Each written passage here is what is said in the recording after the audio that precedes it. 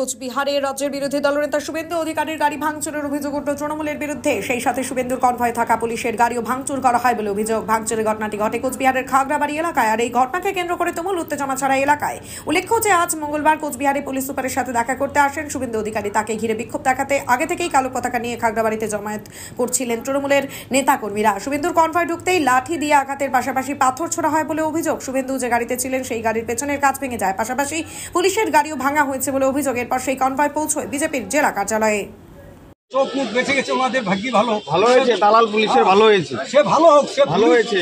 Military হোক, army হোক, সবার গাড়ি ভাঙবে, এরা সবার গাড়ি ভাঙবে, এরা বিরোধীদের গাড়ি ভাঙবে, পুলিশের গাড়ি ভাঙবে। এদের কালচারই এরকম। তৃণমূলের সারা রাজ্য জুড়ে একই চলছে, এরকমই চলছে। একবার চিন্তা করা যায়, যেখানে বাংলার পুলিশ নিরাপদ না, সেখানে মানুষ তাহলে কিভাবে নিরাপদ? বাংলা পুলিশের গাড়ি নিরাপদ, গভর্নমেন্টের কাছ থেকে কেউ নিরাপদ নয়, একদম মানে বলার কিছু নাই। তীতিমান ভট্টাচার্য, উদয়ন গুহ ব্যানার্জি নির্দেশে করে আমরা এর কাছে রিসিভ করেছি বরুণ বর্মন, নিখিল রঞ্জন দে এবং সুশীল বর্মনের উপর যে হামলা, তার সিডিও জমা দিয়েছি আর রিসিভ করিয়েছি। আমরা বসিনি ওর কাছে, ওকে বলেছি কোর্টে দেখা হবে। কারণ আজকে এখানে এসেছি জলপাইগুড়ি সার্কিট বেঞ্চের অনারেবল জাস্টিস সম্মানীয় সৌগত ভট্টাচার্য মহোদয়ের অর্ডারে আমরা তার কাছেই যাব। তার কাছে যাব। উনি বলছিলেন যে গাড়ি ভেঙেছে তাকে অ্যারেস্ট করা হয়ে গেছে। আরে অ্যারেস্ট তো উদয়ন গুহকে আগে করতে হবে। কালকে এই খবর আমি পেয়ে governor, DGP, chief secretary, home secretary সবকে আমি দিয়ে এসেছি। 2021 সালে অনারেবল জাস্টিস রাজশেখর মান্থার দুটো অর্ডার আছে, কমিউনিকেট করেছে আমার লয়ার। তারপরে ওই জিনিস করেছে, খুব প্রমাণিত পুলিশ বিরোধী দলনেতাকে খুন করতে চেয়েছিল। খুনের মামলার প্রত্যক্ষ আসামি যদি উদয়ন গুহ হয়, পরোক্ষ আসামির নাম তীতিমান ভট্টাচার্য, প্রমোটি IPS। প্রত্যক্ষ খুনি যদি উদয়ন গুহ হয়, পরোক্ষ খুনি হচ্ছে তীতিমান ভট্টাচার্য। এই খুনির সঙ্গে তীতিমান ভট্টাচার্য, এই খুনির সঙ্গে কোর্টেই দেখা হবে।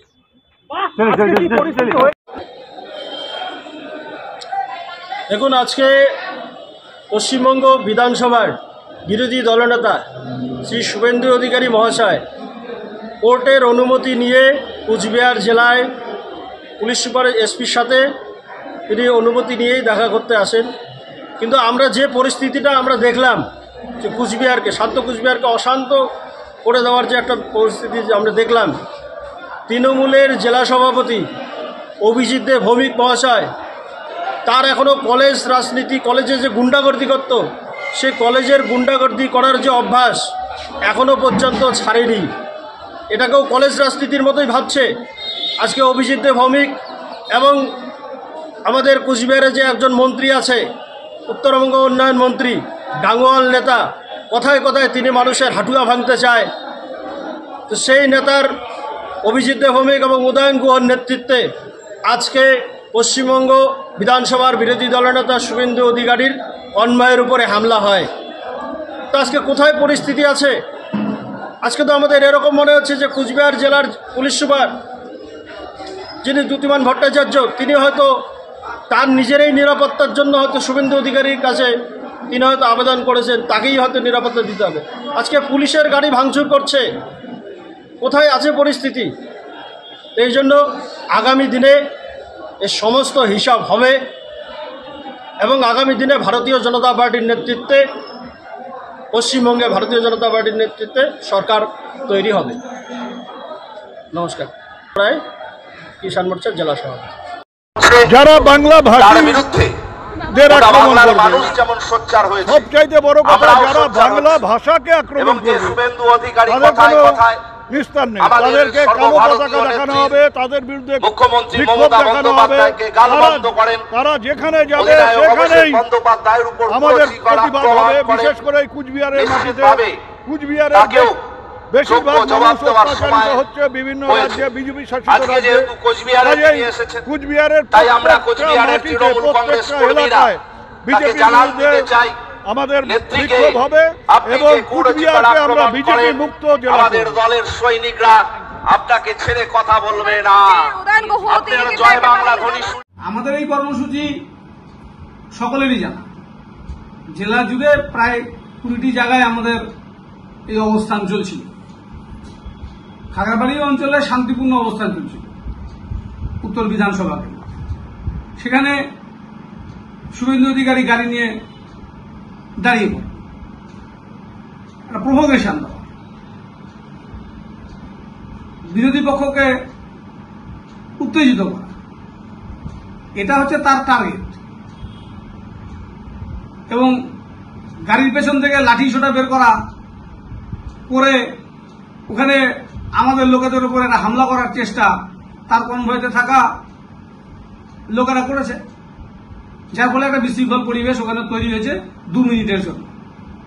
সেটা পুলিশ তৎক্ষণাৎ নিয়ন্ত্রণ করে কনভয় বের করে দিয়েছে। এই সমস্ত তার ঠিক না। উনি গণতান্ত্রিকভাবে আন্দোলন করছে, বাকিদের তো গণতান্ত্রিকভাবে আন্দোলন করার অধিকার আছে, সেটাও করতে দিতে হবে। আর আপনি যেখানে যাবেন সেখানে সবাই আপনার জন্য গোলাপের পাপড়ি ছিটিয়ে রাখবে, আপনি গিয়ে আমাদের নেতাদেরকে গালি মন্দ করবেন, আর আপনাকে কেউ কিছু বলতে পারবে না। আপনি মাইকে স্লোগান শুনতে চান না, আপনি জয় বাংলা শুনতে চান না, আপনি তৃণমূল করুক কেউ সেটা চান না, এটা তো হবে না। আপনি আপনার কাজ করুন, বাকি অন্যান্য রাজনৈতিক দল তাদের কর্মসূচি পালন করবে। এতে আপনি বাধাই দেবেন কেন? আপনি কর্ম নিয়ে এসে অতগুলো পুলিশ বাহিনী, সিআরপিএফ পার্টির লোক নিয়ে দাঁড়িয়ে যাবেন কেন? এই মানসিকতার পরিবর্তন হওয়া দরকার আছে। বিরোধী দলনেতাকে মানুষ এইভাবে দেখতে চায় না। আপনি কি দীর্ঘদিন ধরে চোখের সমস্যায় ভুগছেন? দূরের কোনো দৃশ্য দেখতে সমস্যা হচ্ছে? ঝাপসা দেখা, চোখ লাল হয়ে যাওয়া বা চোখে জল পড়া সহ সব সমস্যার স্থায়ী সমাধান এখন চোখের আধুনিক চিকিৎসার নির্ভরযোগ্য প্রতিষ্ঠান মা অপটিক্যালে।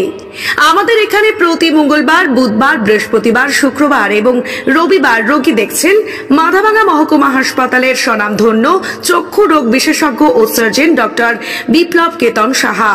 তাই আপনি এবং আপনার পরিবারের কারো চোখের সমস্যার সমাধানে আজই যোগাযোগ করুন মাথাভাঙা কলেজ মোড়ে মা অপটিক্যালে। আমাদের যোগাযোগ নাম্বার 9563975032। বিশেষ দ্রষ্টব্য, আমাদের এখানে সুলভ মূল্যে চশমার ফ্রেম, পাওয়ার গ্লাস এবং সানগ্লাস পাওয়া যায়।